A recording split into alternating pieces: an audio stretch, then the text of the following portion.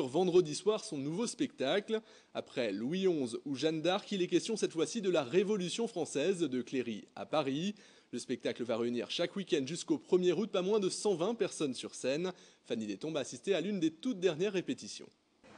C'est non loin de la célèbre basilique gothique que se passent les événements. Un site de 4000 m² où l'on se trouve soudain propulsé au XVIIIe siècle à la veille de la Révolution.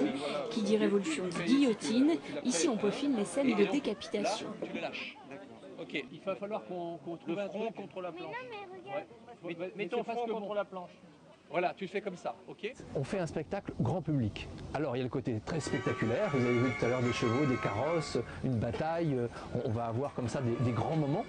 Et puis on arrive, notamment sur la fin de la Révolution, sur des moments plus difficiles à raconter. Et notamment, comme on est grand public, il faut faire attention à la sensibilité des enfants, des âmes sensibles, hein, et donc on essaie d'être juste. Il faut prendre la Bastille! À la Bastille! Tournez donc la page Jeanne d'Arc, place à la Seine et à la Bastille pour une reconstitution avec 120 figurants et 80 techniciens et machinistes.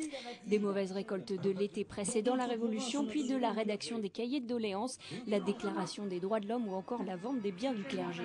C'est surtout la montée de la Révolution à travers des familles de Cléry. Donc 3 familles, on les entend là, qui sont en train de répéter derrière. Une famille de nobles, le marquis et les marquises, avec leurs 2 filles.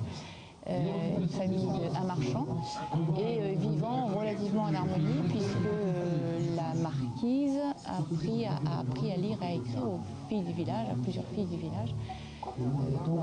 Et une des filles de la marquise, qui s'appelle Marie, avait pour amie Olympe de Gouges sur Paris.